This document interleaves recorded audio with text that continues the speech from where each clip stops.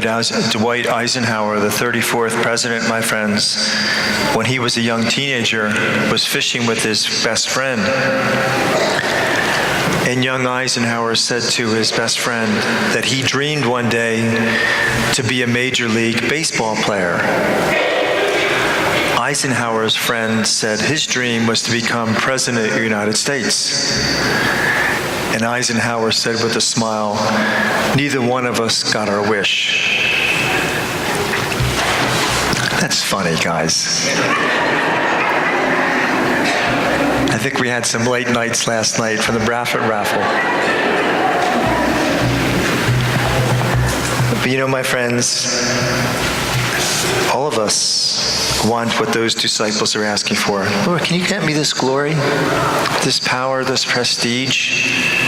They didn't want an ordinary course, but they wanted it. And Jesus is saying, look, if you want to sit there, there's a cost. There's a cost. There's a cost for that prestige. There's a cost for greatness. There's a cost, my friends. And he spells it out right in there. You know, there was FDR had a man, and some of you history buffs or political people may recognize this name. His name was Harry Hopkins. He was FDR's closest advisor during his presidency, and it caused many problems because he didn't have a cabinet post. He was simply his personal advisor. Finally, one of his political foes said to him, you know, President, having him there in that position as advisor is causing great resentment and a lot of distrust. And Roosevelt said, when you sit in my seat as president, and he said, when you're looking at that door, and he pointed to his office door, he said, knowing that everyone who walks through that door wants something out of you. He said, you'll learn what a lonely job it is, and you'll discover the need for somebody like Harry Hopkins, who asks for nothing except to serve me. Winston Churchill rated Hopkins as one of the half a dozen most powerful men in the world in the 40s. His power came from the willingness to serve. Interesting, isn't it? There's tremendous power, there's tremendous success, and there's tremendous prestige in that simple little process. But we don't like these words, do we? We don't like to think that we have to serve, or that we are a servant, or as Jesus says here in the gospel, you need to be a slave of all. That word's even worse. To be a slave, a servant, we don't like that. To be a servant of your spouse. Does that language sound good, my friends? But, you know, that's what Jesus is talking about here. And I think it's spelled out in a little better way. Mary Kay says, everyone has a visible sign hanging from his neck saying, make me feel important. And she always says, never forget that message when working with people. I think Jesus is simply saying, my friends, can we focus on someone else other than ourselves? Can we? There's tremendous power in that. Focus on someone else other than yourself. You know, I think I have a dozen weddings in August, September, October.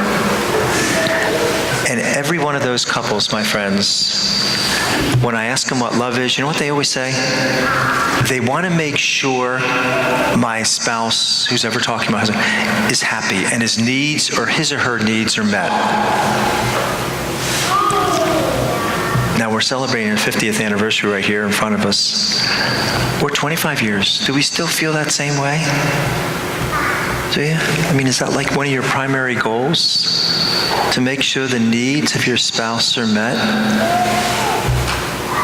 What happens? Even with me as a priest, my friends, I've been a priest 21 years, the seminary 5, so you tack those years on. Is my fervor the same now as when it was 21 years ago? It's questions we need to ask, my friends. You know, are we focusing too much on ourselves as opposed to who we should be focusing on? And Schindler's List, some of you probably saw that movie. I'm sure all of you heard of it. It's a brutal movie to watch. I watched parts of it. But the premise behind Schindler's List was Schindler would pay the Germans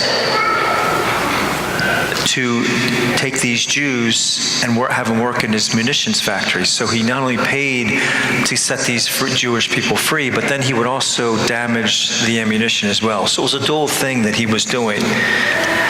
And he entered the war financially wealthy, and then by the end of the war, he was practically bankrupt. But there's two beautiful scenes towards the end of that movie. One of it was his good and trusted friend who was Jewish, who handled the financial manager of the plant. And he hugs him and he says, you know, look at all this stuff I have. He said, I could have done more and saved 10 more Jews.